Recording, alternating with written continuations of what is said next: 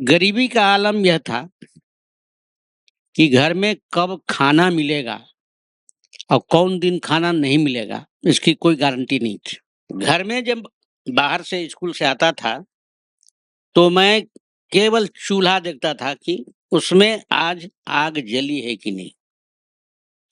आग जली तो मैं समझता कि आज खाना मिलेगा, नहीं जली तो मैं खाना माँगता नहीं था। मैं समझ जाता था कि आज अन्न नहीं है तो खाना नहीं मिलेगा, तो माँगने से कहाँ से मिलेगा? तो मैं जाके थोड़ा आराम करता, बाद में पढ़ने लगता। तो भूखे स्थिति में पढ़ते देखकर मेरे परिवार के लोग रोते थे। इसी पर हमको प्रमोशन दिया कि बिहार में ऐसे डेयर डेविल ऑफिसर की जरूरत है, जो जाके राजो सिंह को ठीक करे।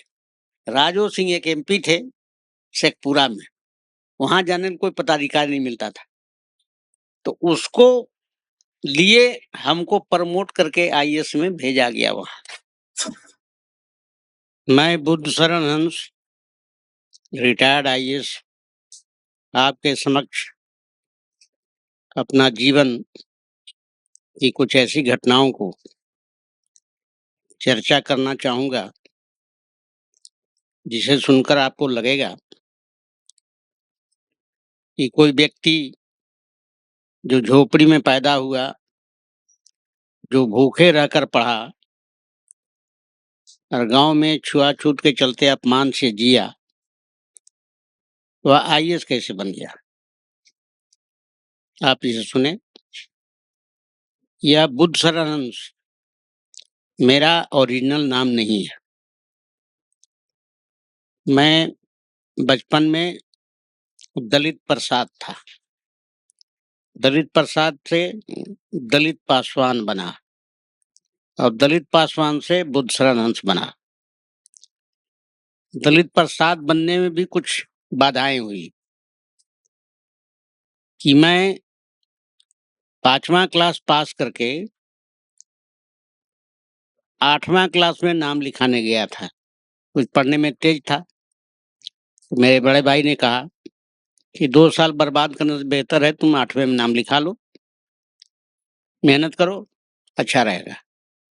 तो मैं खुद अपना दरखास्त लेकर अपने पिता के साथ हाई स्कूल गया। हेडमास्टर ने पूछा, मेरा दरखास्त तो पढ़ लिया, तो मैंने दरखास्त में लिखा था कि मेरा नाम दिलीप कुमार राय है, पिता का नाम टहल पासवान है। तो भूमियार हेडमास्टर समझ गया कि नकली नाम लेके ही आया है। उसने कहा, घर का क्या नाम है? मैंने कहा, दलित प्रसाद। तो उसने कहा कि देखो, बिहार में भोला पासवान नाम के एक मंत्री हो गए हैं।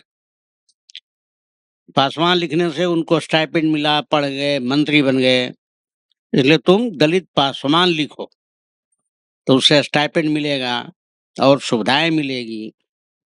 तो न मैं दलित प्रसाद रहा, न मैं दलित प्रसाद से दिलीप कुमार राय बन पाया, मैं बन गया दलित पासवान। यह नाम मेरा आधा तो घर का है, आधा हेडमास्टर का थोपा हुआ है। यहाँ एक लाइन कहना चाहूंगा कि जो सवर्ण ब्राह्मण समाज है, वो अनुसूचित जाति जनजाति गरीब परिवार को अच्छा नाम देना भी नहीं चाहता है। वो मनुस्मृति का पालन करता है, जानता है कि जो गरीब लोग हैं, जिन्हें ब्राह्मणों ने शूद्र नाम दिया, अछूत नाम दिया, वो अच्छा नाम नहीं रखना चाहिए उसको, उसको निंदा में नाम रखना चाहिए। तो दलित पासवान का अर्थ था, मैंने अपने बड़े भाई से बाद में पूछा कि दलित पासवान का क्या अर्थ हुआ? बोला, इसका भी ठीक नाम है। दलित का मतलब होता है person who is down trodden, जो पीड़ित व्यक्ति, उसको दलित बोलते हैं। पासवान माने सेवक, है ना? तो तुम गरीब आदमी के सेवक हो, आगे बढ़ना, सेवा करना, भाव तुम्हारे नाम का यही है। तो गरीब आदमी को ऊपर उठने के लिए बहुत बाधाएं हैं, सहारा कम है, बाधाएं बहुत है।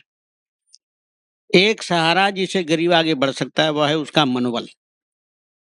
यदि मनोबल बनाए रखे तो आगे बढ़ेगा, कोई रोक नहीं सकता है। तो मेरे अंदर स्वतः कैसे मनोबल पैदा हुआ इसका एनालिसिस तो करूंगा तो बहुत विस्तार हो जाएगा। तो मनोबल से मुझे लगा कि गरीब परिवार में पैदा हुआ हूं, यदि मन से नहीं पढ़ा, सबसे ज्यादा नहीं पढ़ा, सबसे ज्यादा मेहनत नहीं किया, साधारण बन के रह गए तो नौकरी नहीं मिलेगी। नौकरी नहीं मिलेगी तो मैं बढ़ूंगा नहीं, धनवान नहीं बनूंगा। तो यह चिंतन हमको मेहनत करने के लिए प्रेरित किया और मैं मेहनत किया। गरीबी का आलम यह था कि घर में कब खाना मिलेगा और कौन दिन खाना नहीं मिलेगा इसकी कोई गारंटी नहीं थी, क्योंकि अन्न ही कम उपजता था उस समय। अब मेरे पास जमीन नहीं थी, भाई लोग मजदूरी करते थे, उससे मजदूरी आती थी। कभी मजदूरी मिली तो अच्छा खाना खाए, सामान्य खाए, नहीं मिली तो भूखे रह गए, पानी पी के सो गए। तो इस हालत में भी मैं पढ़ता था। मुझे लगा कि ये अन्न को आना, अन्न को नहीं आना तो मेरे बस में नहीं है। मजदूरी मिलेगी तो मजदूरी मिलेगी, तो फिर अन्न आएगा, लेकिन पढ़ना तो मेरे बस में है। तो पानी पीकर पढ़ने की आदत मैंने डाला और थोड़ी अगर खाने का सामान मिल गया तो उससे भी पढ़ने का मैंने संकल्प लिया और मैंने पढ़ा। गरीबी के आलम में ऐसा था कि कापियां नहीं मिलती थी पर्याप्त, तो उसमें 5-6 विषय ही चलते थे, हिंदी, अंग्रेजी, भूगोल, इतिहास और सामान्य ज्ञान, यही 5 विषय प्राय चलता था। तो 5 कापी चाहिए, 5 कापी मिलना मुश्किल था, बहुत लोगों को नहीं मिलता था, केवल मुझे ही नहीं, मगर मुझे ज्यादा तकलीफ से मिलता था। तो मेरे दिमाग में आया, एक ही कापी को यदि 2 बार लिखूं तो गरीबी दूर हो सकती है। एक कापी को 2 बार कैसे लिखा जाएगा? तो मैंने पहले कापी पर कास्ट पेंसिल से लिखता था, तो उसकी लिखाई थोड़ा हल्की होती है, फेंट होता है, और बाद में उस कास्ट पेंसिल पर लिखे हुए से मैं पेन से लिखता था। तो एक पन्ने पर मैं 2 बार लिखता था, इससे मेरी कापी की बचत हो जाती थी। ऐसे गरीब की हालत में मैंने पढ़ा। किताबों का आलम था कि किताब मुश्किल से 8 पन्ना, 10 पन्ना, 20 पन्ने के छपते थे, ज्यादा मोटी किताब नहीं छपती थी। और 2 पैसे 4 पैसे एक आने दाम रहता था, दाम भी ज्यादा नहीं रहता, मगर वो भी 1-2 पैसे की किताबें हमारे पास नहीं आती थी। अगर 5 किताबें हैं तो 3 मिला, 2 नहीं मिला, 2 मिला तो 3 नहीं मिला, तो मैं कहा कि अच्छा, इसका भी उपाय निकालना चाहिए। तो मैंने उन किताबों को जिनको मैं नकल करके अपनी कॉपी में किताब बना सकता था, उसको मैं कॉपी में लिख लेता था किसी से मांग कर। देखा कि अगर ये साहित्य का किताब है, इसको लिख लो, ये इतिहास का किताब है, इसको लिख लो। तो ऐसे करके 3-4 किताबें हर वर्ष, यानी प्रथम दूसरे वर्ष से 5वें क्लास तक मेरा एक क्रम रहा कि आधी किताबों को मैं कॉपी में लिख लेता था देखकर पूरी। तो फिर मेरी किताब हो गई। इससे फायदा ये होता था कि लिखने में मुझे आधी तो याद हो जाती थी, फिर याद करने की जरूरत नहीं पड़ती थी, तो मेहनत तो हो गया, दिमाग में बात तो सेट हो गया। तो ऐसे करके मैं अपने आप को तेज बनाया और लिखता था। अक्षर मेरा बहुत अच्छा बनता था, साफ सुथरा लिखता था, और कापियों पर जल्दी मैं कटकुट नहीं करता था। मेरी कापियां का कोई पन्ना फटता नहीं था। मुझे लगता था कि कापियों को भी फटने में इस कापी को तकलीफ होती होगी, तो इस पर अगर कुछ फाड़ देंगे, कुछ गलत लिख देंगे तो इसको कष्ट होगा, ऐसा मेरा भाव लगता था। तो हमारी कापी एकदम टाइट रहती थी, ठीक रहती थी, फटती नहीं थी। कोई फाड़ देता तो फट जाता, वरना मैं नहीं फाड़ता था।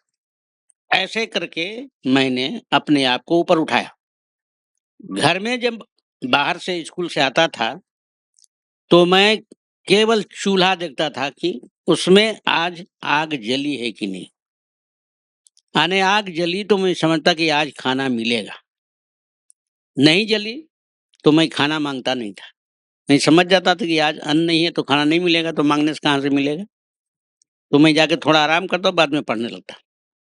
तो भूखे स्थिति में पढ़ते देखकर मेरे परिवार के लोग रोते थे कि अरे चुपचाप सो जाओ, एक तो खाना नहीं मिला, ऊपर से तुम पढ़ रहे हो। तो हम कहा सो जाएँगे तो भी भूख लगी रहेगी, पढ़ेंगे तो भूख लगी रहेगी। अब पढ़ने में भूख का अनुभव कम हो जाता है, ऐसा मैं बहाना करता था। हो जाता है, कम हो जाता होगा। तो ये स्थिति से मैं गरीबी से गुज़रा और अपने आप को बनाया और परिवार के लोग समझ गया कि इसको सुविधा देनी चाहिए।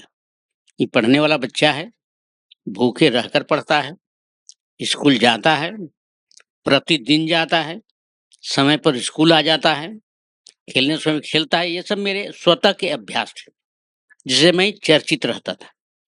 ये आदमी रूटीनबद्ध है। तो इस तरह से मिलिट्री टाइप का जो हैबिट है, वो मेरे जीवन में स्वतः आ गया। भाई लोग ने सिखाया होगा थोड़ा या नहीं सिखाया, मगर मेरे पास स्वतः आ गया कि किस तरह से अपने आप को स्मार्ट बनाना चाहिए, समय पर उठना चाहिए। आज भी मैंने ज़िंदगी में कभी अलार्म नहीं लगाया है, आज तक। अगर हमको ये जान के सोना है कि 4 बजे जगना है, तो हमारी नींद साढ़े 3 बजे टूटेगी। 4 बजे नहीं, आधा घंटा पहले से टूटेगी। अगर 2 बजे जगना है, तो फिर 1:30 बजे हमारी नींद टूटेगी। ऐसा कंडीशनिंग हमने अपने दिमाग को बना लिया, बन गया है। तो आज तक मैंने अलार्म नहीं खरीदा, अलार्म नहीं लगाया। हमारे स्तर से जीवन में आज तक कोई बस, कोई ट्रेन नहीं छूटा है। क्योंकि मैं समय का पाबंद आदमी हूँ, कोई टाइम को, कोई चीज़ को समय पर करता हूँ, तो ये मुझे लाभ आज तक मिला है। इस तरह से आज मैं कहना चाहता हूँ कि आज की स्थिति उतनी विकराल नहीं है, मगर कुछ परिवार में आज भी है कि उनको मजदूरी नहीं मिलेगी तो क्या खाएँगे? घर में फूस की झोपड़ी है, अलग कमरे नहीं है, कहाँ पढ़ेंगे? तो वहीं भैंस है, वहीं गाय है, वहीं गेस्ट है, वहीं आपको पढ़ना है, वहीं आपको खाना बन रहा है, वहीं पर लोग गप करेंगे, परिवार के लोग, बाहर के लोग। बच्चों को उसी में निकलना है। कोई आपको समझौता करने नहीं जा रहा है। दूसरी बात है कि अगर आज की तारीख में जहाँ-तहाँ सामुदायिक भवन बनाए जा रहे हैं, बन रहे हैं। मैं यह कहना चाहता हूँ कि बच्चों को जिन्हों घर में जगह कम हो, अब पास में सामुदायिक भवन हो या पास में कोई अगर मस्जिद हो या मंदिर हो, यहाँ तक या स्मशान घाट भी हो, तो वहाँ भी किताब कॉपी लेकर जाके पढ़ो। मैंने पूरे एमए की पढ़ाई स्मशान घाट में रख के किया है। हमारे हॉस्टल के बगल में ग्रेवयार्ड था, ईसाई लोग का कब्रगाह, तो मैं उसका नियमित विजिटर था और वहाँ जाता था, जो सब पर प्लास्टर किया रहता था, उस पर चादर बिछा के मैं सो जाता था, अब पढ़ता था। तो लोग कहे कि साला तुम जल्दी मर जाओगे, कि बेचारा ये तो पहले मर गया, अब हमको मरना क्या है? हमको लगता है कि ऐसा कुछ है नहीं, इसलिए हम आगे यहीं पर पढ़ते हैं। तो एक चर्च का आदमी देख लिया हमको, बोला, "भाई चर्च में तुम पढ़ते हो?" बोला, "हाँ, बाहर में बहुत हल्ला-उल्ला होता है, लोग तरह-तरह गप करते हैं।" हैं तो सयाने बच्चे, मगर हमको पढ़ने में थोड़ा मन लगता है, इसमें मैं आ जाता हूँ। तो उसने कहा, "देखो, कब्र पर सोवो नहीं, कब्र का अपमान है और तुम्हारा भी अहित हो जाएगा। अगल-बगल बैठ जाओ, कोई बात नहीं, मगर कब्र पर मत बैठा करो।" उसने मना किया, तो हम कहा, "अच्छा नहीं बैठेंगे।" मेरी तो आदत बन गई थी, जब जाता इधर-उधर देख मैं कब्र पर बैठता, मौका मिलता तो सो भी जाता। कि फिर आगे मना करेगा तो फिर माफ़ी माँग लेंगे। ऐसे निर्भय होकर मैंने कब्रगाह में रहकर एमए की पढ़ाई की और मैंने अच्छे नंबरों से पास किया। होता उस मुर्दों ने साथ दिया होगा मेरा कि चलो भाई, आया है पढ़ने तो कुछ मदद कर दो। ऐसे निर्भक बनने की ज़रूरत है और गाँव में जो अच्छे आदत के लोग होते हैं, उसको लोग प्रोत्साहन देता है। मैं अनुभव करता हूँ। वैसा डिस्करेज करने का प्रचलन हमारे समय में नहीं था। गाँव के लोगों ने हमको सराहा, अच्छा बच्चा है, पढ़ता है। तो बल्कि हमारी अच्छाई के चलते कुछ गाँव के लोग अपने बच्चों को हमारे साथ करने के लिए हमको पैरवी करते थे, कि भाई देखो, अब हमारे बच्चे को अपने साथ रख सकते हो? तो हम कहा, पिताजी से पूछ लेना, भाई से पूछ लेना, हम मालिक थोड़ी हैं, वो कहेंगे तो रखना। क्या करेगा ये? अरे तुम्हारे साथ रहकर पढ़ लेगा, वो कहीं पढ़ता है घर पर नहीं। तो भैया ने टैक्स लगाया कि पूरा खाने का खर्चा दे दो तब साथ रहेगा। तो 1 मन चावल हमको देता था। और कोई बच्चा बैठा था तो 2 विद्यार्थी मैट्रिक कर गया, तो मैं अभी हँसता हूँ कि हमारे साथ पढ़ने में वो पास कर गया, यानी घर पर पढ़ता नहीं था। कोई हम पढ़ाते नहीं थे, मगर वो पढ़ता था। तो ऐसे जिंदगी चलती है।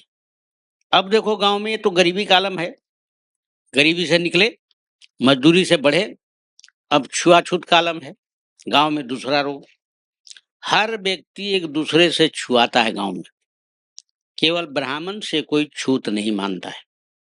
भूमिहार के भी घर के बर्तन का बना हुआ, जिसको मिट्टी का बर्तन पहले होता था, हांडी बोला जाता था, चरुई बोला जाता था, ओढ़रा बोला जाता था, चुक्का चुक्की ये सब बोला जाता था। पहले उसमें खाना बनता था। उस मिट्टी के बर्तन में अगर भूमिहार का घर का है तो ब्राह्मण नहीं खाता था। कोयरी के घर का है, ब्राह्मण नहीं खाता था। कोयरी के हांडी का बना हुआ भूमिहार नहीं खाता था। यादव के घर का हांडिया ने बर्तन, बर्तन एल्युमिनियम नहीं, मिट्टी का, पहले मिट्टी के बर्तन चलते थे और वो 2-3 बार वो बदले जाते थे। पहले अगर कोई परिवार में मर गया तो मिट्टी के सारे बर्तन बाहर बिक दिए जाते थे, नया बर्तन आता था। और दूसरा कि अगर फूट गया तो आ गया। और तीसरा कि शादी वादी के टाइम में नए बर्तन आते थे। तो उन मिट्टी के बर्तनों का खाना कोई छुआ हुआ खाता नहीं था।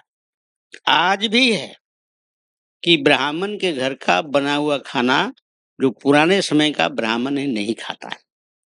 कोयरी यादव के घर का खाना भूमिहार राजपूत नहीं खाता है। और शेड्यूल कास्ट में जो चमार धोबी पासी, इसके घर का चाहे कितना हो घर साफ हो, अब जो कॉलेज से पढ़े हुए विद्यार्थी वो खाता वो अलग है, मगर उसका पारंपरिक परिवार औरतें उसका नहीं खाएगा। दूसरा छुआछूत का आलम, अपने घर में यहाँ भंसा बोला जाता है, रसोई घर को आज तो किचन नाम पड़ गया, पहले भंसा बोला जाता था। उस भंसे में बैठकर खाने का रिवाज था, नीचे चटाई पर, पीढ़ा पर या जमीन पर। तो उस भंसे में भूमिहार राजपूत ब्राह्मण के घर बैठ के नहीं खा सकता था, और ब्राह्मण भूमिहार राजपूत कोयरी यादव के घर में भंसा में नहीं बैठ सकता था। तो जब वो नहीं बैठ सकता तो हमारा तो कहीं औकात ही नहीं था। तो हमारे भाई ने समझा दिया था कि किसी के घर जाना नहीं, छुआछूत करेगा, अपमानित करेगा, खाट पर नहीं बैठने देगा, नीचे बैठने देगा, बैठने कहेगा, अपने खटिया मजे और बैठेगा, इसलिए किसी का नहीं जाना। तो मैं किसी के यहाँ नहीं जाता था। तो मेरे मन में एक बैक बात आई, इतना छुआछूत, इतना अपमान और इतना जाति, ये सब अगर आदमी बनाया है तो इसको ईश्वर के नाम पर क्यों बोलता है कि ईश्वर ने बनाया? हम, मेरे मन में एक बैक की बात पैदा हो गई कि कोई जाति, कोई धर्म, कि कोई ईश्वर स्वयं जी ने आदमी बनाया है।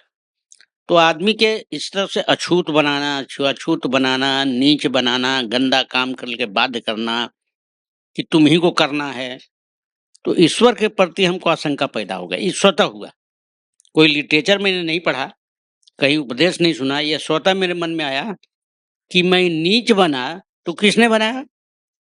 अगर समाज बनाया तो समाज से तो हम झेल रहे हैं। तो कहता कि ईश्वर ने बनाया, तो ईश्वर के प्रति मेरी अनिच्छा पैदा हो गई और मैं अनिश्वरवादी हो गया टोटल। एक दिन 9th क्लास में फुटबॉल खेल के आ रहे थे, 3 व्यक्ति हमको मैदान में घेर लिए, कहे कि बैठो मेरे सामने। वो तीनों भूमिहार परिवार के लोग थे, संपन्न लोग थे। बोला बैठो, एगो बात पूछना है। फिर पूछिए क्या बात है? मैं 9th क्लास में पढ़ता था। बोला एक बात बताओ, सुनते हैं तुम ईश्वर नहीं मानते हो। तो हमने कहा कि हम तो सुनते हैं कि आप लोग मानते हो। बोला हम तो मानते हैं। तुम कब मानते हो तो आप मानो, आप ईश्वर मानते हो तो आप पढ़े लिखे हो। तो वो लोग अनपढ़ था। बोला नहीं, तुमको ईश्वर मानने से फायदा क्या हुआ? हम नहीं मानते, हम तो 9वीं क्लास में पढ़ते हैं, तो फायदा किसको हुआ? तो बोला कि अरे इसका जवाब तो तुमने दे दिया। अरे हमको स्कूल नहीं भेजा, तुम क्या बताएं? तुम पढ़ते हो तो काहे नहीं मानते हो? हम कहा इसलिए नहीं मानते हैं कि हमको कोई समझाया नहीं, हमको उसकी जरूरत नहीं है, हमको पढ़ने की जरूरत है तो हम पढ़ते हैं। अब वो कहता है कि ईश्वर नहीं मानने से क्या होता है जानते हो? माने कैसे गांव में ईश्वरवादी बनाता है, उसका एक दृष्टांत है। तो हमारा ब्रेन चालू हो गया, हम कि कैसे ईश्वर मानने से क्या होता है ये आप बताइएगा, हमको बहुत पहले से जानकारी है। तो तीनों को आश्चर्य हुआ कि ईश्वर नहीं मानने से क्या होता है तुमको मालूम है, फिर भी नहीं मानते हो? कि मालूम है इसलिए नहीं मानते। बोला क्या होता है सो बताओ। तो हमने कहा जो ईश्वर नहीं मानता है वो पहले मर जाता है। बोले तुम जानते हो तो क्या नहीं मानते हो। हम कि इसलिए नहीं मानते कि हम मरेंगे नहीं, हम आपके बाद मरेंगे। आप लोग बड़े हो तो क्रम क्रम से पहले मरोगे, हम छोटे हैं तो हम बाद में मरेंगे, ईश्वर माने या मत माने। उसको बड़ा आश्चर्य हुआ। तो ऐसा उत्तर दिया, इसका कोई जवाब नहीं। बात तो सही कि वो लोग बड़े थे, करीब 40 साल की उम्र थे, और मेरी उम्र उसमें से 13 साल या 14 साल की होगी। बोला दूसरा क्या हानि होती है सो बताओ। तो ईश्वर नहीं मानने से पूरा परिवार की मृत्यु हो जाएगी। बोला तब कैसे मानते हो।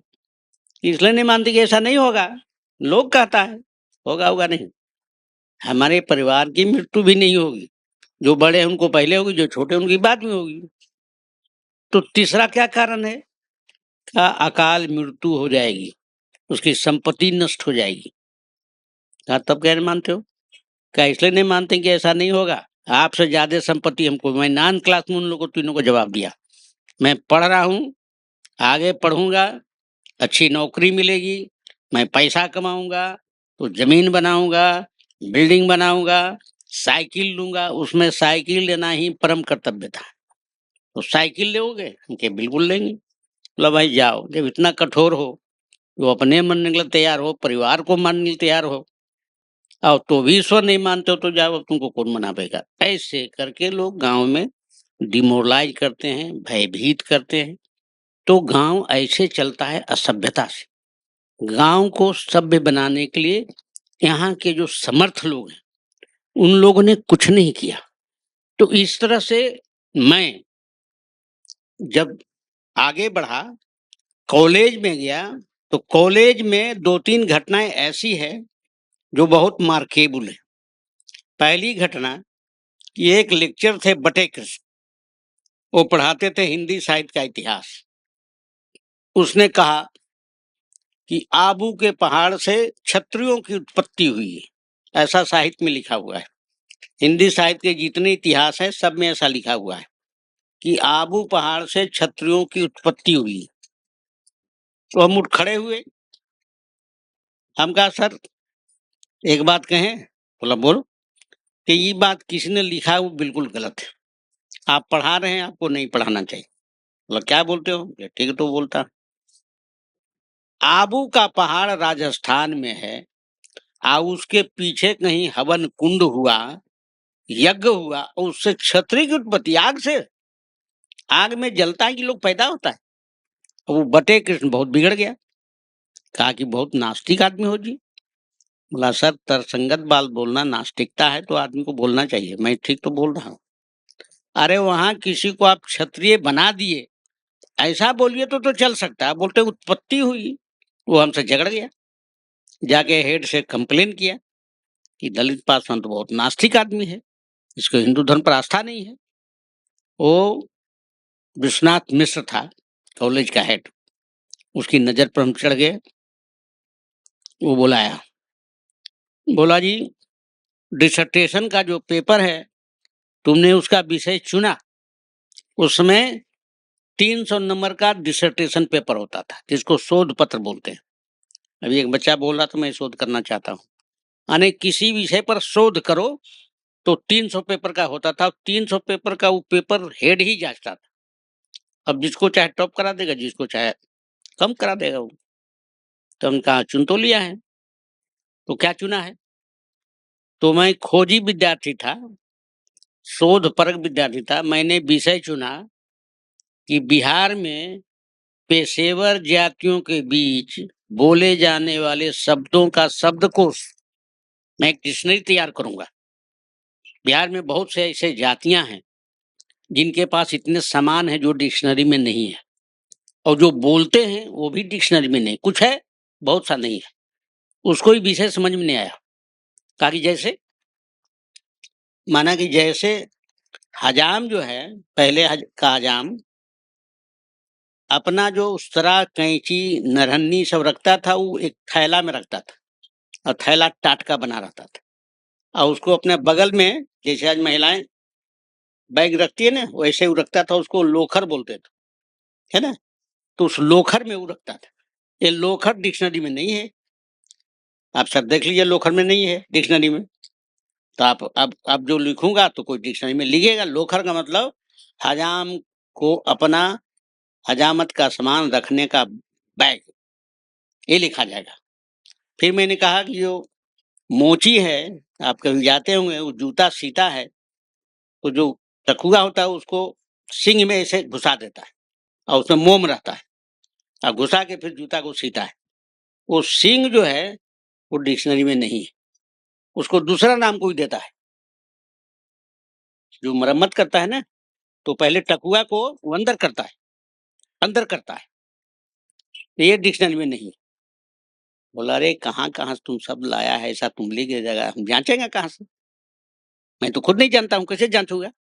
कि इसका समाधान कर दूंगा सर, जिसके बारे में कहिएगा उस व्यक्ति को सामान के साथ बुलवा दूंगा, तो आप पूछिएगा हमारा लिखा हुआ, उसको जांच करा दीजिएगा। वो उसने कागज जो मेरा था मंगाया था, जो मेरा शोध पत्र का सिनॉप्सिस, उसको फाड़ कर मेरे चेहरे पर फेंक दिया।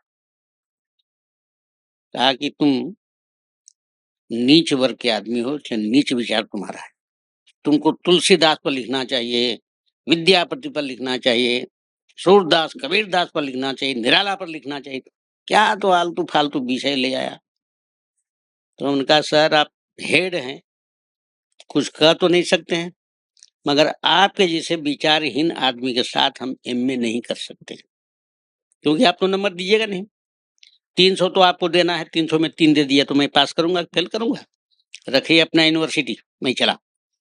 मैं उसके चुना कागज जो फेंका था उसको फिर उसके चेहरे पर फेंक के मैं चला आया यूनिवर्सिटी से बाहर। फिर मैं लौट के नहीं गया, वहां से मैं एमए नहीं किया, मैं फिर रांची से आके प्राइवेट से एमए किया।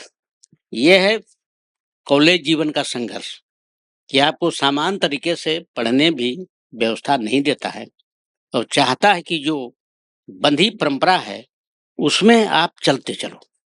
तो परंपरा बंधी है, उसमें अगर परिवर्तन नहीं होगा, उसमें अगर सम्मान नहीं होगा, उसमें अगर शोध नहीं होगा तो कैसे चलेगा। और आपको बताऊं कि मैं जो हूं 1960 में 66 में मैं ग्रेजुएशन किया, 64 में ग्रेजुएशन किया और 65 में मैं एमए कर रहा था।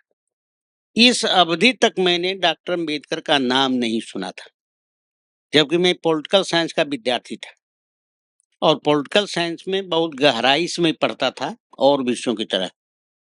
संविधान की किताब को जब पढ़ता था उसमें कहीं भी एक लाइन नहीं लिखा था कि संविधान को प्रारूप समिति का डॉक्टर अम्बेडकर अध्यक्ष थे, बनाने में डॉक्टर अम्बेडकर की भूमिका रही, एक शब्द भी नहीं था। जबकि पुस्तकालय से 3-4 किताबें निकाल कर रेफरेंस बुक पॉलिटिकल साइंस का अन्य चीजों को मैं पढ़ता था, लेकिन कहीं डॉक्टर अम्बेडकर का नाम नहीं सुना। और जिनने 2 साल हमको पढ़ाया बीए एमए, उसने एक लाइन भी डॉक्टर अम्बेडकर का नाम नहीं लिया कि संविधान ऐसे बना ऐसे बनाया, क्योंकि संविधान एक पेपर ही था, बीए में भी और एमए में भी। ये है सेपरेशन ऑफ फैक्ट जो ब्राह्मण सवर्ण किया करते हैं ज्ञान के प्रति। तो उस बाबा साहब को मैंने 1973 में जब मैं चकबंदी पदाधिकारी हुआ वैशाली में, तो वहां जाना कि डॉक्टर अम्बेडकर नाम का कोई व्यक्ति है जिसने जो है तो संविधान बनाया, और जिसने संविधान बनाया और उसको संविधान को पार्लियामेंट में पास कराया। तो ऐसे सेपरेशन ऑफ फैक्ट हो रहा है जिसके चलते समाज में प्रगति नहीं हो रही है। किसी भी सिलेबस में डॉक्टर अम्बेडकर का, गौतम बुद्ध का, महाकवि रविदास का, या महाकवि कबीर का, या ज्योतिबा का, या माता सावित्री का, या माता फातिमा का, इन लोगों के बारे में एक लाइन का भी कोई सिलेबस में न कविता, न कहानी, न निबंध, न आलोचना, कुछ भी नहीं। समाज को इन लोग बदलने वाले हैं, इसको ब्राह्मण वर्ग साइड करके और पढ़ाता है क्या, सृष्टि कैसे हुई, क्षत्रिय कैसे पैदा हुआ, ब्राह्मण कितना श्रेष्ठ है, गंगा नहाना कितना पवित्र है, हिमालय जाने से स्वर्ग मिल जाता है, अनाप शनाप का विज्ञान विहीन बातें कोर्स में, सिलेबस में डाला जाता है, और अगर नहीं भी डाला गया तो पढ़ाने वाला लेक्चर आउट ऑफ वे में कहेगा कि जो है सो सूर्य तो निगला हुआ चीज है, इसको हनुमान ने निगल लिया था। वो पढ़ा रहा है हिंदी, वो पढ़ा रहा है समाजशास्त्र, वो पढ़ा रहा है इतिहास, हनुमान की लीला बोलता है। कॉलेज में मैंने सुना, तो उसमें तो मैं टोका नहीं कि निगल गया, हमको निगल गया होगा भाई, क्या पता, उसमें हमको इतनी क्षमता नहीं थी। मैंने कॉलेज में सुना था पहली बार। और आदमी कैसे उसके ब्राह्मणों के चंगुल में फंसता है, इसका एक उदाहरण मेरे साथ घटा कि जब मैं ग्रेजुएट हुआ तो उसमें कन्वोकेशन होता था, होता कि आज भी होता हो, जिसको हिंदी में दीक्षांत समारोह कहते हैं। कन्वोकेशन में सबको एक एक गीता बांटा गया। तो मोटी सी गीता 250-300 पेज की होगी, कवर लगी हुई बढ़िया से गीता प्रेस का। मुझे लगा कि मेरे पास अपार दौलत मिल गई, क्योंकि मैंने गीता कभी देखा नहीं था। दौलत मिल गई हमको, किसी ने कहा नहीं कि क्या करना है, मगर कहीं से कान में पड़ गया था, गीता पढ़ने से एक ज्ञान मिलता है, गीता पढ़ने से वो ज्ञान मिलता है। तो मैं गीता को सुबह सुबह नहाकर 2-3-4 पंक्तियां पढ़ा करता था, और मैं भक्त हो गया। जब पढ़ने लगा तो मैं लीलार पर चंदन का थोड़ा सा टीका भी यू टाइप का लगाने लगा अपने आप। फिर जब नंगे बदन पड़ता, थोड़ा बाह पर भी ऐसे जैसे आज लोग करते वैसे मैं भी करने लगा। इसको देख के परिवार लोग को अच्छा लगता था कि ये लड़का भक्त हो गया, संत हो गया। मुझे एक बैक लगा कि मेरा आचरण कुछ और था, गीता पढ़ने से ऐसा आचरण हो गया। मैं तो ऐसा आचरण था नहीं, परिवार में कोई करता नहीं था, परिवार में कोई गीता पढ़ता नहीं था, कोई टीका लगाता नहीं था, कोई बाह में ऐसा नहीं लगाता था। मैं लगाने लगा, इसका असर गीता पर है। अगर ये किताब नहीं आती तो मैं वैज्ञानिक बनता। एक बैग मेरे मन में ये जिज्ञासा पैदा हुई, तो मैंने गीता के बारे में तब तक पत्राचार करने लगा। एक दो आदमी से कहा कि गीता पर कुछ बताइए, तो उसने एक किताब भेज दी डाक से। वो किताब में बाबा साहब का लेख था। अब उसको गहराई से पढ़ा, तब तक मेरा अन्वेषण विश्लेषण का ताकत पैदा हो गई थी। तो मैंने पढ़ा, अच्छा ये कहता है कि जो कुछ दुनिया में हो रहा है वो मैं कर रहा हूँ, जो कुछ दुनिया में है वो मैं हूँ, है ना। क्षत्रिय भी मैं हूँ, शूद्र भी मैं हूँ, और जो मरता है वो भी मैं हूँ, जो मारता है वो भी मैं हूँ। ऐसा थोड़ा मैं करके बहुत सा 18वां अध्याय में उसका बहुत सा विवरण दिया हुआ। एक बैग माइंड किया कि यदि सारा सुकर्म ईश्वर का है और सारा कुकर्म भी ईश्वरे का है, तो ये कुकर्म तो ज्यादा है, सुकर्म तो कम है। तब तक तो भारत अंधकार में आ चुका था 66-67 में, जो पढ़ता था गीता, तो कि ज्यादा कुकर्म हो रहा है, सुकर्म तो कम हो रहा है। तो ऐसा ईश्वर क्यों है जो ज्यादा कुकर्म करता है? इसका मतलब काल्पनिक है, आदमी को भयभीत किया गया है। तो मेरा मन वहां गीता पर से हटा, उसका विश्लेषण करना शुरू किया, उसका अन्वय शुरू किया। उसके उपरांत 1 साल के बाद एक किताब मिल गई राहुल सिंह कीर्तान की, तुम्हारी 6। तो उसमें 5-6 करके अध्याय था। तुम्हारे हिंदू धर्म की 6, उसका विश्लेषण। तुम्हारे संस्कृत भाषा की 6, उसका विश्लेषण। तुम्हारा स्वर्ग नरक की 6, उसका विश्लेषण। तुम्हारा वर्ण और जाति की 6, उसका विश्लेषण।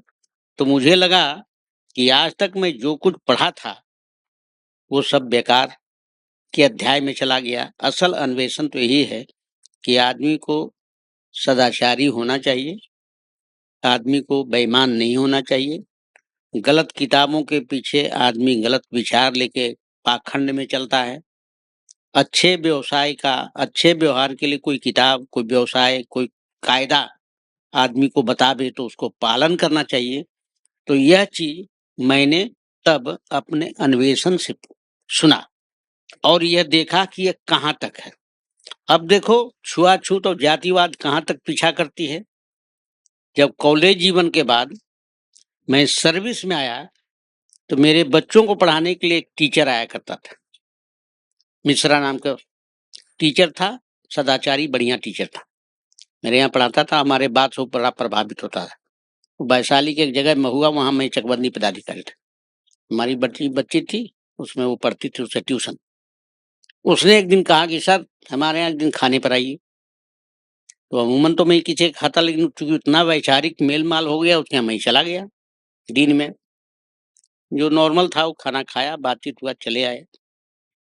मेरे बगल में एक इंस्ट्रक्टर रहते थे, शर्मा जी, लोहार थे। वो हल्ला करते हुए आए मेरे पास कि सर जी आप मिश्रा के यहाँ जाके खाना खाए हैं? यहाँ खाना तो खाए हैं। क्यों खाना खाने गए? क्यों क्या भाई, मेरे पास आता है, रोज़ चाय पीता है, उसके यहाँ चले गए। अरे उसने जो खिलाया सो साला दर्जी के यहाँ से बर्तन माँग के आपको खिलाया। अब पूरे बाज़ार में वो हल्ला कर रहा है कि मैंने चकबंदी पदाधिकारी को बेइज्जत कर दिया, उसको कुछ नहीं समझा, दर्जी के यहाँ से लोटा थाली माँग के लाया। उसको सुन के तो मेरा देह लहर गया कि साला ऐसा इंसान आदमी ऐसा गलत काम करता है। मैंने अपने चपरासी को कहा कि जाके उस दर्जी को बुला के लाओ तो, मैं उससे पूछता हूँ। वो दर्जी को बुला के लाया, दर्जी आ गया। बोला हाँ सर, पीछे नीचे से हमको माँगे थे, मेरे ऊपरे रहते हैं वो, नीचे हम दर्जीगिरी करते हैं। ये हमारे यहाँ थाली-वाली माँगे थे। तो हमको याद पड़ा कि हम जो खाए थे, वो 2-3 तरह की थाली थी। थाली काँसे का था, तो उसका जो तस्तरी है, वो साला पीतल का था। माने उसमें ऐसे ही मल्टी स्टाइल का बर्तन होता था। साला अपने घर का रहता तो एक तरह का बर्तन खिलाता, हमको याद पड़ गया, ठीक है, खाता है। अच्छा, इसका मैं बदला लूँ। शर्मा जी कहे कि क्या बदला लें शर्मा जी? बोला आप सर प्रकांड आदमी हैं, दिन-रात किताब पढ़ते हैं, आप बदला क्या लीजिएगा? वो ब्राह्मण है, क्या बदला लिए लेते हैं? मैं आया पटना और मखनिया कुआँ से करीब 100-200 किताबें खरीदा। वेद, पुराण, स्मृति, रामायण, गीता सब खरीद के एकदम बंडल बाँध के, कपड़े में बोझ टाइप के, उसमें अटैची-वैटैची कम चलता था, कपड़े में बाँध के लाया।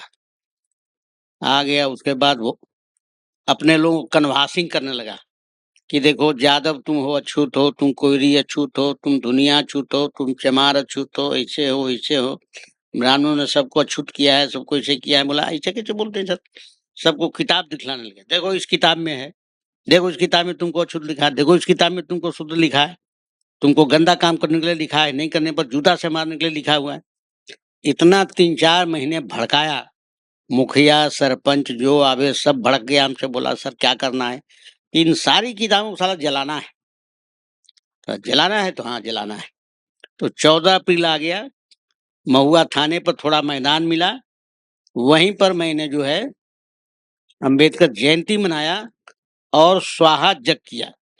स्वाहा जग में पुरोहित बनाया, उस महुआ का जो सदर अस्पताल था, उसका जो पैखाना खून जो टेस्ट होता है, उसका जो साफ करता था मेहतर, उसको बुलाया कि तुम मेरा चीफ गेस्ट रहना। और वहाँ के जो सर्जन था, हेड डॉक्टर श्रीवास्तव, उसको कहा कि आपका ये जो पैखाना धोता है स्लाइड-विलाइड, उसको मैंने चीफ गेस्ट बनाया है। आप मेरा जो है सो वीआईपी रहिएगा और भाषण दीजिएगा। वो मेरे प्रभाव में आ गया। फिर और लोगों को बुलवाया और इस तरह से सारे कुंड तैयार हुआ, किताबें बाँटी गई। मैंने मंत्र बनाया, ब्राह्मणवाद स्वाहा, जातिवाद स्वाहा, धर्मवाद स्वाहा, स्वर्ग नरक स्वाहा, स्वाहा स्वाहा करके पन्ने-पन्ने फाड़ के सबको जलवाया और काफ़ी बवाल मचा बगहा में। और वो जहाँ जला रहे थे, वो थाने के बगल का ही मैदान था। थाने पर सब रिपोर्ट हो गया। थानेदार चौधरी था एक मैथिल ब्राह्मण, राजेंद्र चौधरी, उसने कलेक्टर एसपी को रिपोर्ट कर दिया कि साहब ये तो विचित्र बात हो गई। तो थाने के सामने मैदान में चकबंदी पदाधिकारी ने गीता रामायण क्या-क्या जलवा दिया है, सो इसकी जाँच करिए, बहुत बवाल मचने वाला है। लॉ एंड ऑर्डर तैयार हो गया है। वहाँ से एक्स्ट्रा फोर्स मँगा लिया, फोर्स आ गया, था तो कुछ नहीं। बाद में हमरे ऊपर एसपी कलेक्टर की इंक्वायरी हो गई, तो इंक्वायरी में थोड़ा क्लिक खिल गया। क्लिक ये खिल गया कि अब तो सिद्ध करना होगा कि मैंने नहीं जलाया है। तो चूँकि मैं पढ़ता था सारी चीज़ें, मेरी अपनी किताबें थी। गीता, रामायण, स्मृति, महाभारत को मैं सब रखता था। आया कलेक्टर से पूछा, इस बार आप पर आरोप है कि आप मजिस्ट्रेट होते हुए लॉ एंड ऑर्डर खराब किया है, हिंदू धर्म की आस्था पर प्रहार किया है, किताबें जलाई है। कि साहब देखो, लोग कहते हैं तो उसकी जाँच कर लीजिए। आप किसी दरोगा या सिपाही को भेज के हमारे यहाँ से जो मैं पढ़ता हूँ उसको मंगवा लीजिए। तो कलेक्टर बोला, एसपी बोला कि सिपाही को जाओ भाई ले आओ, इनके यहाँ कौन किताबें हैं? कहता है तू जला दिया है। उसको क्या पता कि बाजार से लाके जलाया, सोचा कि अपनी किताब जलाया होगा वो। तो पूरी थाक भर किताब लेके आ गया वो। देखा कि सब किताब तो पढ़ा हुआ इसका है, वेद पुराण रामायण स्मृति। वो कंफ्यूज हो गया। तो उन लोग रिपोर्ट भेजा कि ये पदाधिकारी है, इनके चलते विधि व्यवस्था तैयार गड़बड़ होती है, इसलिए इनको सुदूर ट्रांसफर किया जाए और 6 महीना इन पर वाच किया जाए, तब काम दिया जाए। तब मेरा ट्रांसफर चाईबासा हो गया, 500 किलोमीटर दूर चाईबासा चले गए। तो वहां कलेक्टर था ब्राह्मण, कौन, मिश्र झा, मंतेश्वर झा।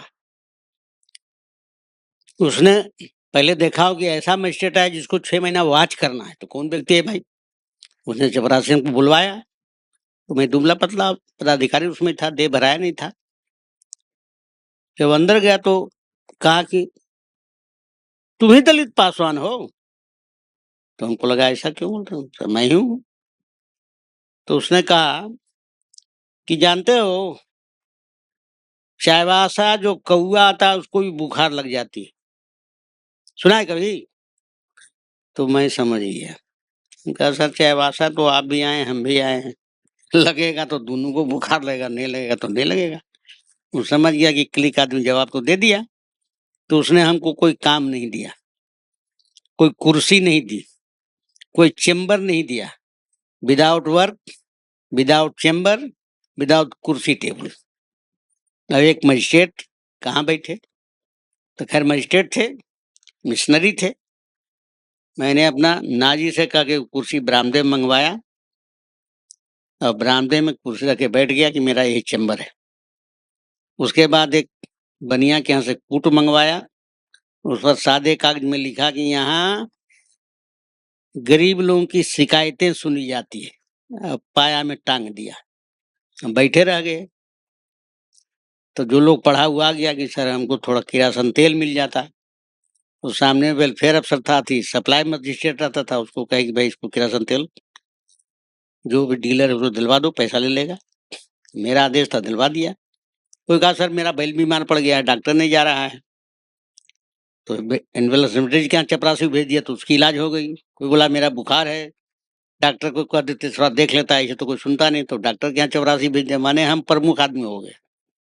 तो हो गया कि भाई तो अपने डिपार्टमेंट खोल लिया, इसको काम नहीं मिला इसने खोल दिया। तो ऐसे करके शेड्यूल कास्ट शेड्यूल टाइप से जो बैकवर्ड क्लास का आदमी होता है उसको, पदाधिकारी को डिमोरलाइज किया जाता है। अच्छे काम के लिए भी और साधारण काम के लिए भी दंडित किया जाता है। तो हमने कहा कि ऐसा मेरे ट्रिक में ये अभी नहीं आया है, मैं दूसरा ट्रिक खोला।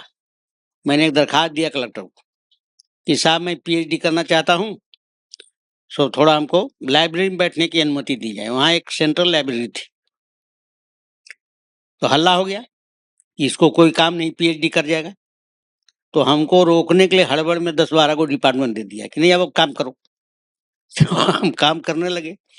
हम तो यही चाहते कि हमको काम मिले, मैंने हमारे ट्रिक में कलेक्टर आ गया, केवल पीएचडी नहीं करे इसलिए हमको काम मिल लेते।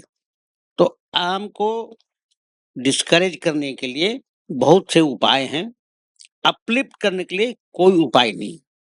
तो ऐसे करके एक साधारण परिवार में जन्मा कोई व्यक्ति को कैसे आगे बढ़ना है, इसके लिए अपना मनोबल, मेहनत, अपनी सूझबूझ को कायम रखने की जरूरत है। और जहां कोई काम करने से हिचके, उस काम को जाके करो और अपनी पर्सनालिटी दिखलाओ। इससे अपना काम करने से विवेक भी जागता है और दूसरा व्यक्ति प्रभावित भी होता है। तो ऐसे सर्विस में मैंने बहुत स्ट्रगल किया और उस स्ट्रगल में जीते। और इसी स्तर पर जो रामायण गीता जलाए थे, उस पर एक संचिका खुली थी सचिवालय में कि श्री दलित पासवान को सेवा से हटाने की संचिका। तो मैं सचिवालय कभी जाता नहीं था। अब कब हटेंगे नहीं हटेंगे तो बात का चीज, कुछ कुछ लिखाता होगा, हमको कुछ पता नहीं था। कुछ पूछा गया तो लिखा कि मैंने तो जो जलाया नहीं वो तो रिपोर्ट में है कि मैं तो पढ़ने वाला व्यक्ति हूँ, किसी ने लिख दिया ऐसे करके, आप देखिए मैं नहीं जलाया। आधे आदमी हमारे पक्ष में, आधे हमारे विपरीत में, तो रिपोर्ट तो गड़बड़ा गया। वो फाइल जब पढ़ी गई आईएएस के प्रमोशन में, तो एक बंगाली आईएएस थे, लगा कि ऐसा कौन व्यक्ति है जिसको हटाने की संचिका 1972 से चल रही है और आज 2090 तक 1990 तक ये भी जीवित है और पदाधिकारी है, हटा नहीं। कौन पदाधिकारी है? उसने हमारे फाइल पर जांच पड़ताल किया। इसने किया क्या है? तल्ले दे के क्लर्क लोग ने टिप्पणी दिया था कि ईश्वर का विरोधी आदमी है, इसलिए इसको हटाया जाना चाहिए। हिंदू धर्म का विरोधी आदमी है, इसलिए इसको हटाया जाना चाहिए। मेरे काम पर कोई चर्चा नहीं थी। वो आए, सब सर हमको बुलाया। वो गृह विभाग का सचिव थे, बाद में चीफ सेक्रेटरी होके गए यहाँ झारखंड में। बोला साहब आपको ईश्वर से झगड़ा है? तो हमने हंसा, कहा कि सर ईश्वर कोई विभाग का नाम है, हम सरकारी पदाधिकारी नहीं है सर, हम सरकारी काम करते हैं, हमको ईश्वर से क्या लेना देना है। हाँ बात तो ठीक कहते हो, हम कही सरकार ईश्वर का फाइल नहीं डील करती है। सरकार तो अपना सिंचाई का, तो एजुकेशन का, तो कोऑपरेटिव का, तो रोड बनने का, ये सब फाइल होता है। ईश्वर आत्मा परमात्मा पर कोई लिखता है तो वो अपना समझे, हमको इससे मतलब नहीं। उसने इसी पर हमको प्रमोशन दिया कि बिहार में ऐसे डेयर डेविल ऑफिसर की जरूरत है जो जाके राजो सिंह को ठीक करे। राजो सिंह एक एमपी थे शेखपुरा में, वहां जाने में कोई पदाधिकारी नहीं मिलता था, तो उसको लिए हमको प्रमोट करके आईएएस में भेजा गया। वहां तो हल्ला हुआ कि राजो सिंह के यहाँ जा रहे हो, वहां जो जाता है सो तरह तरह कहानी सुनाया। वो अरे आपके मेरिट को एनालाइज करने के लिए सरकार कम है और आपके मेरिट को डैमेज करने के लिए सरकार के पास बहुत तरह का तिकड़म है, जिसमें आपको परेशान किया जाएगा। आपको इससे बचना है। अगर बढ़ना है तो काम करके बढ़िए, मेरिट से बढ़िए। तो पढ़ने की जो मेरी हालत थी कि जब मैं बाबा साहब अम्बेडकर का लिटरेचर पढ़ने लगा तो हर समय 2 4 5 नई किताबें मैं मंगा के रखता था। मेरे दिमाग में आ गया कि पढ़ना जितना जरूरी है, दूसरे को पढ़ाना उतना ही जरूरी है, क्योंकि कोई पढ़ नहीं रहा है और कोई पढ़ा भी नहीं रहा है, तो पढ़ाओ। तो मैं मंगाता था और जब किसी उच्च पदाधिकारी के यहाँ जाता था, कलम, डायरी, एक नई किताब लेके जाता था। तो पूछे कि भाई कौन सी किताब लाए हो? बोला सर किताब बाबा साहब का विचार है, पढ़ना है तो लीजिए। तो अगर ले ले, हमको सर इसका 200 रुपया दाम है। अच्छा बेचते हो? हाँ किताब तो खरीद के लाए हैं, तो आप माने तो ले लीजिए। तो कलेक्टर भी हमसे किताबें खरीदता था और इस तरह से मैं अम्बेडकर साहित्य बेचने का प्रमुख व्यापारी बन गया, वो बेचते बेचते। तो मैंने अपने परिवार को समझाया कि देखो, हम लोग अगर अपने वेतन को किताब में बदल दें और किताब को पब्लिक के बीच में अगर बेचें तो उसमें 30% का लाभ हो जाएगा, तो रिश्वत लेने की जरूरत नहीं है। तो हमारा परिवार समझ गया कि आपको दिक्कत है तो करिए। तो जब वेतन मिलता तो 200-300 रुपए की मैं किताब पंजाब से मंगा लेता था, लखनऊ से मंगा लेता था। और क्लर्क हो, चपरासी हो, मुखिया हो, सरपंच हो, कोई मिस्ट्रीलर हो, फलना हो, भाई ये किताब लो, तुम्हारा काम तो हो ही जाएगा। तो ऐसे करके आज हमारे पास अंबेडकर मिशन प्रकाशन करके हमारे घर पर संस्था है और 15 लाख की से कम की किताबें हमारे घर पर नहीं है। और मैं अच्छा सेलर हूँ, मैं दिन भर किताब लिखता हूँ, खुद कंप्यूटर पर कंपोज करता हूँ। प्रेस वाले 1-2 आते हैं, वो अपना प्रेस में कंपोज करके प्रिंट करा देते हैं, पैसे ले जाते हैं। कभी ले आता हूँ, कभी वो खुद पहुंचा देते हैं। और मैं दिन भर किताबें बांधने, पत्रिका बांधने में समय बिताता हूँ। और लोग इससे इतने प्रभावित हैं कि पूरे बिहार में मेरी तरह का कोई दूसरा पदाधिकारी या कर्मचारी या लोग नहीं है जो किताब पढ़े, किताब लिखे, किताब छापे और किताब बेचे। उस संस्था का नाम है अंबेडकर मिशन, जो 1987 में ये बनाया। एक पत्रिका मंथली निकलती है अंबेडकर मिशन पत्रिका, जो 1993 से चल रहा है। और तीसरी संस्था है अंबेडकर मिशन प्रकाशन, जो 1995 से चल रहा है। तो यह बहुत गौरव की बात है कि एक धूल से उड़ता हुआ आसमान तक अगर हमने बाबा साहब के विचार को पहुंचाया है, ज्योतिबा फुले के विचार को पहुंचाया है, गौतम बुद्ध के विचार को पहुंचाया है, तो बहुत शान की बात है। ऐसा काम हर व्यक्ति को अगर संभव हो तो करना चाहिए। हमारे समाज में साहित्यकार नहीं है, साहित्य के आलोचक भी नहीं है, साहित्य को बेचने वाले भी नहीं है, साहित्य को पढ़ाने वाले भी नहीं। सब में सब मेरिट नहीं होता है, मगर जो मेरिट हो उसको आगे बढ़ाना चाहिए, और जो मेरिट नहीं है उसको पैदा करना चाहिए। विचार तो फैलाने से फैलता है। बाबा साहब अम्बेडकर ने कहा कि कोई व्यक्ति महान पैदा नहीं होता है, उसके अनुयायी उसको महान बनाएंगे तो बनेगा, न चर्चा करेंगे तो महान से महान व्यक्ति डस्ट में मिल जाएगा। बात सही है। गौतम बुद्ध पर अगर किताबें, विचार, प्रवचन नहीं होते तो लोग नहीं जानते। बाबा साहब पर किताबें, प्रवचन, विस्तार, जयंतियां नहीं होती तो बाबा साहब को नहीं जानते। ज्योतिबा फुले, माता सावित्री, माता फातिमा पर किताबें नहीं होगी, लोग विचार नहीं होगा, संगोष्ठियां नहीं होगी, सेमिनार नहीं होगा, तो कैसे जानेगा। इसीलिए आज मैं अपने लोगों को यह कहना चाहता हूं कि जो बन पड़े समाज के उत्थान के लिए, साहित्य का हो या व्यापार का हो या विचार का हो या और कोई सत्यनिष्ठा की कोई बात हो, कार्य का हो, खेती का हो, स्वास्थ्य का हो, करो या कराओ, लोगों को सिखाओ, मार्गदर्शन करो। बच्चा जैसे पैदा होता है तो उसको उंगली पकड़कर सिखाने से, चलाने से वो जल्दी चलता है। नहीं चलाने से भी चलेगा मगर देरी से चलेगा।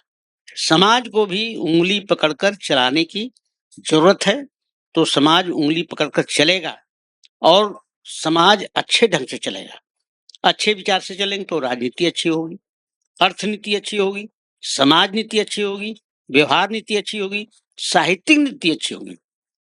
खुशी की बात है कि आज की तारीख में मेरे जैसे दर्जनों सैकड़ों लोग हैं जो कर रहे हैं, साहित्य का काम कर रहे हैं, संस्कृति का काम कर रहे हैं, व्यापार का काम कर रहे हैं, और इस तरह से अच्छे कार्य का रूप हो रहा है। सरकार के पास भी बहुत सी नीतियां हैं, बहुत सी योजनाएं हैं जो उसने गरीब को, लोगों को, आम लोगों को बढ़ाने के लिए बनाई है। हमारा कर्तव्य बनता है कि ऐसी नीतियों को गांव वालों को समझाएं, उन्हें रास्ता पकड़ाएं, उन्हें रास्ता बताएं, उनको आगे बढ़ने का रास्ता दें। अच्छा गांव बने, अच्छा शहर बने, अच्छा नगर बने, ताकि हम कुछ बेहतर कर सकें। जय भीम, नमो बुद्धाय।